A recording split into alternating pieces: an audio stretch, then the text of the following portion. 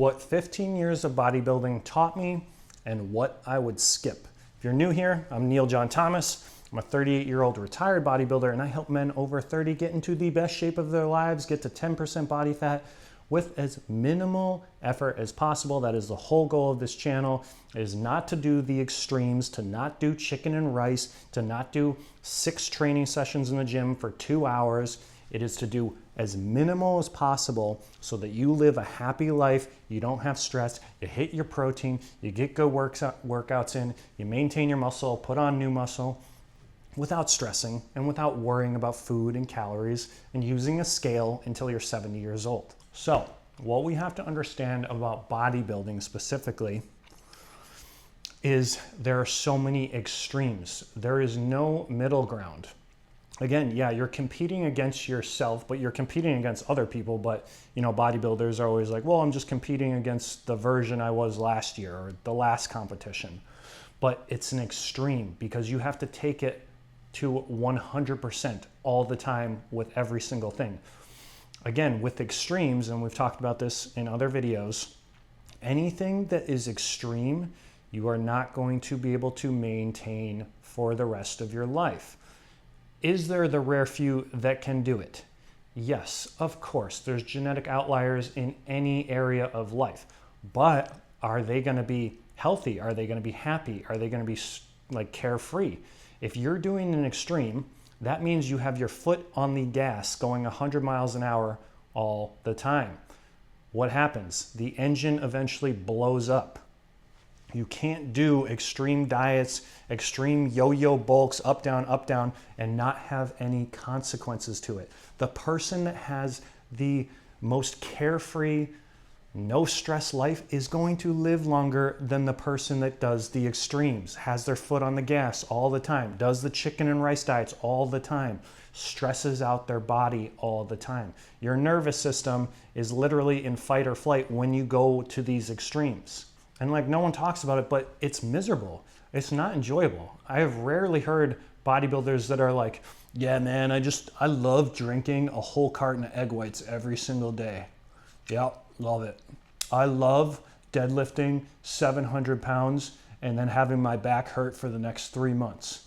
You know, they'll always talk about the pros, like, yeah, I wouldn't give it up for anything to be able to squat 600 pounds, but then they never talk about the injuries. They don't talk about how they have terrible sleep. They don't talk about all the steroid side effects. They don't talk about a ton of different shit. You only see the pros. And because Instagram and the internet just shows us everything we want to see all the time, we just think that's the way it's supposed to be. Like, that seems like the answer. That's going to be the way that I'm going to get the results, is I got to be an extreme bodybuilder. No, you don't. Nor do you want to be. Now, I'm not taking away the hard work and the dedication and the willpower and the discipline and all the things that it takes to do bodybuilding and competing. Of course not. Hard things are good for us. But again, is this something you are going to do until you are 70 years old? And is it going to benefit all the other areas of your life? I will tell you what, me doing bodybuilding hurt my relationships. I was stressed out all the time. I barely slept. I got social anxiety because I was like literally lived in the gym all the time. And then I was anal about going out to eat and having to pick the right things off the menu and not eating what I wanted to eat, and then had to worry about alcohol. So much friggin' stress. It was miserable. It was miserable. Like, yeah, it taught me a lot of lessons, and now I can share that with people and show people the better route to take, but I was miserable. And when I think back to it, the amount of injuries I had was astronomical. I was injured literally all the friggin' time. All the time. It was horrible. Like, I tore my hamstring off the bone, and I talked about this before. I couldn't squat for almost 2 years. I had blood pool up in the hamstring. I had literally a bruise this big for almost 6 months. Like, it was horrible. I've hurt my back at least a dozen times deadlifting super heavy weights. I've torn 2 of the rotator cuff and another ligament in my shoulder. I fractured this hand. Like, I have so many injuries from bodybuilding, and guess what? I pay for them now. Because I wanted to be a bodybuilder and because I had a pretty big ego at the time and I pushed myself to the limits, the extremes, now I pay for the injuries later on. Was it worth it? Fuck no. Like, absolutely not. It was not worth it. Like, yes, again, I learned a lot of great things from it, but would I ever do it again? Absolutely not. And again, I'm not taking away from anyone that wants to be a competitive bodybuilder, or men that are like 40 years old and they're like, I want to do a bodybuilding competition. Good for you. Go do it if that's what you want to do. But again, it's not something you're going to do forever because it's extreme. I remember in 2019, I did a show and I prepped for a year for it. I gave up condiments for an entire year. I only used hot sauce, didn't have ketchup one time, ranch, none of that. And it was joyless. Like, all I could think about was the destination. Like, oh, I can't wait till I get on stage in a year and I'm 7% body fat, 6% body fat, and I'm shredded. I'm gonna look so good. I'm gonna be happy then. But it's not about the destination, it's about the journey. In the journey, I never enjoyed because I was always thinking about the destination, thinking that when I got to that destination, I was gonna be happy and that everything was gonna finally work out. I figured it out. I got to 6% body fat and I'm jacked. But what ends up happening when you finally get to that destination? You can't maintain it. Not even for a little while. Because what it took to get there, you went through extreme suffering, restricting calories, you don't know how to eat properly, you end up getting a bad relationship with food, you say pizza, donuts, cake, cookies, all bad. Rice, chicken, egg whites, oatmeal, vegetables, good. Bad relationship with food. So moving forward, how am I gonna maintain less than 10% body fat now year round? Well, it means that I'm gonna have to suffer for another year. For another year, for another year, for the next 60 years, eating chicken and rice, doing endless cardio, counting my calories, using a scale every day. Is that something you want to do for the rest of your life? No, and that's what I teach on this channel is you don't have to. If you want all my free recipes, the link in the bio is right there. You can get 20 or so recipes for free, all 450 to 650 calories, 40 to 50 grams of protein, pizza, cookies, cake, ice cream, all your favorite foods. That's what I teach on this channel, macrolation.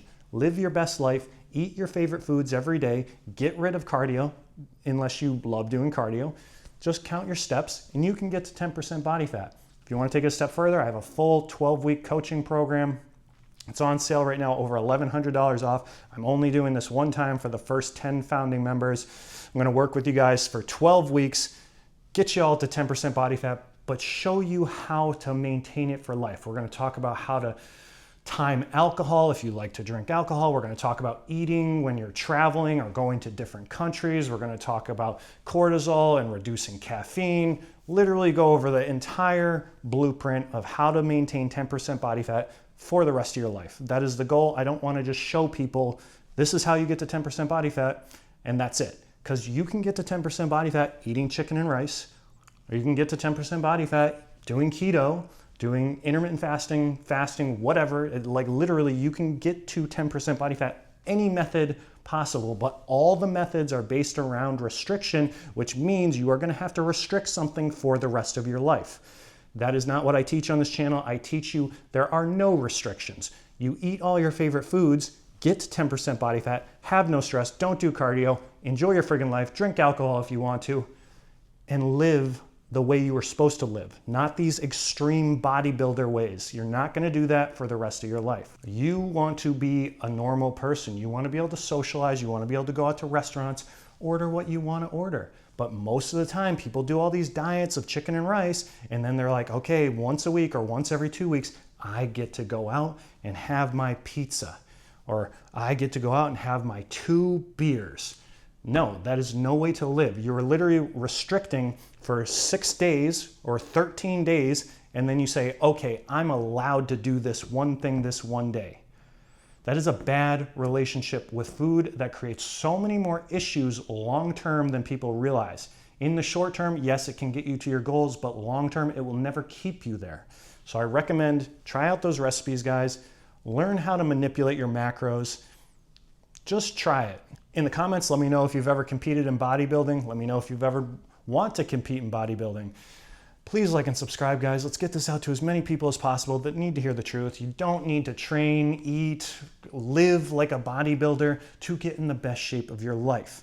You can do this with as minimal effort as possible. I promise you guys. Keep on pushing, keep on training, hit your protein, get your steps in. I believe in every single one of you guys. You can do it. I'll talk to you in the next one.